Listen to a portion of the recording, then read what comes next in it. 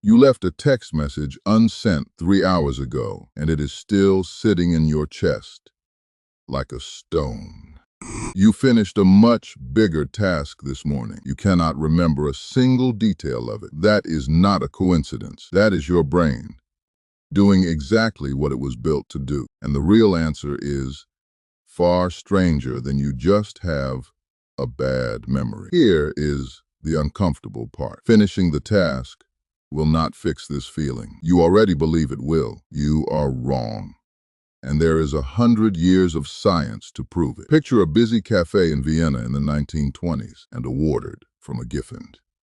A waiter glides between tables carrying a dozen orders in his head at once, never writing anything down. A young psychology student named Bluma Zeigarnik watches him, fascinated. She asks him to repeat back an order from 20 minutes ago, one he already delivered and already got paid for. He stares at her blankly, with no idea what she is talking about. But hand him a table that has not paid yet, one order still open, still owed, and he can recite it word for word, down to the sauce on the side. Zeigarnik's mentor, a psychologist named Kurt Lewin, had noticed the same pattern and thought there might be something real underneath it. So in 1927, at the University of Berlin, Zeigarnik built an experiment to test it properly. She gave people around 20 small tasks, puzzles, arithmetic, beads, but she interrupted half of them right before completion. With no warning and no pattern, the participants could predict. Afterward, she asked everyone to recall,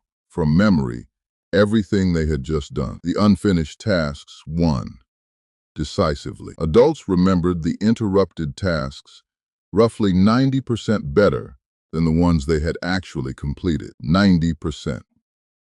Your brain was not being lazy about the finished puzzle. It was actively, deliberately letting it go the moment it was done. Completion, to your mind, is basically a signal to delete the file. Psychologists now call this the Zeigarnik effect, and the mechanism behind it is simpler than it sounds. Lewin described it as a kind of tension. Starting a task opens a small loop of mental energy, a loop your brain keeps live and active until it gets closed. Finish the task, and the tension releases, and the memory fades fast, almost on purpose. Interrupt it, and the loop stays open. Your brain keeps a low hum of attention running on it in the background, the same way a browser keeps a tab open until you actually close it, not just minimize it. Why would your mind be built this way? Think about it from survival's side for a second. An animal that forgot about an unfinished hunt,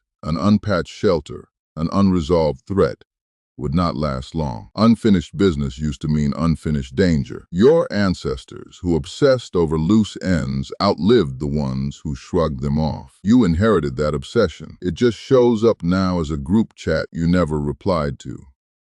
Not a wolf outside the cave. But here is where the story almost got too simple, and where later researchers pushed further. In 1982, at the University of Mississippi, a psychologist named Kenneth McGraw ran a version of Zeigarnik's experiment with a twist involving money. He interrupted people on a task and offered some of them a small cash reward for participating, while others got no reward at all. Logic says the paid group should feel more resolved, more satisfied, done with it. The opposite happened. 86% of the unpaid group kept circling back to the unfinished task on their own. Only 58% of the paid group did. Paying someone, it turns out, quietly closes the loop for them.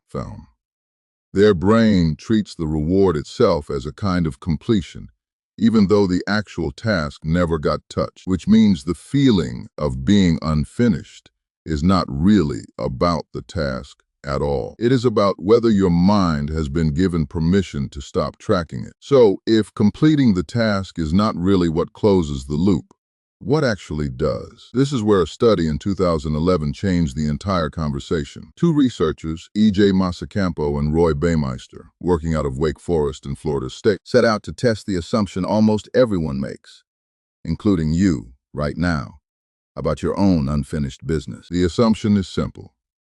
You think the nagging feeling will stop once you actually do the thing. Masacampo and Baumeister gave people unfinished goals and then measured how much those goals intruded on their thoughts afterward. How often the goal-related words popped into their head unbidden. How much it dragged down their performance on a completely unrelated task. Then they tried something different. Instead of letting anyone finish the actual goal, they simply had some participants sit down and write out a specific, concrete plan. Not vague, not "I'll get to it soon." An exact plan. When, where, how. Nothing about the underlying task changed.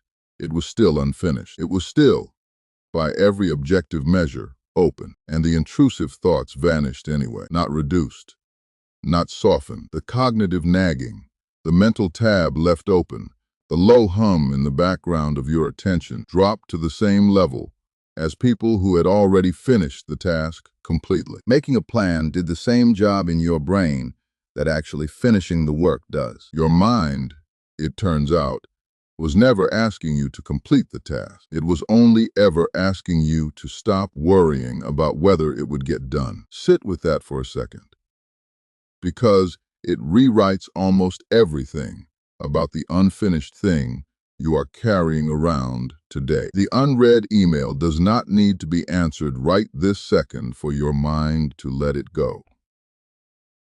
The unfinished chapter of the book you are writing does not need to be typed tonight. What your brain is actually demanding, underneath all of it, is a decision, a time, a method, a next concrete step, said clearly, even just to yourself. You already know this feeling from somewhere else, even if you never had a name for it. The show that ends its episode 1 second before the reveal, so the platform can autoplay the next one before you have processed what just happened. The message with 3 gray dots that vanish without a reply. The half-written draft sitting in your notes app for 4 years that you think about more than the essay you finished and turned in on time. None of that is a coincidence, and none of it is a flaw in you specifically. It is a 100-year-old mechanism, first noticed in a Vienna cafe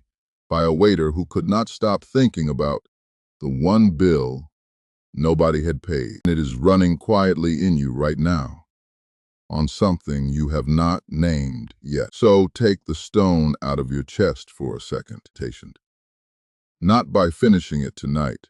You do not have to. Just decide when and how, and let that be enough, because your brain was never actually asking you to finish the unsent text. It was only ever asking you to decide.